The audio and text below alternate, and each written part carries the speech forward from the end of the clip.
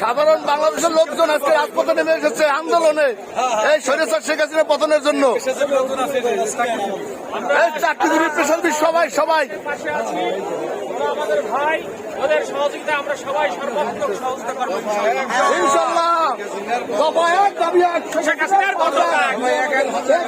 পদত্যাগ চাই আমরা, এই খুনি হাসিনার পদত্যাগ চাই।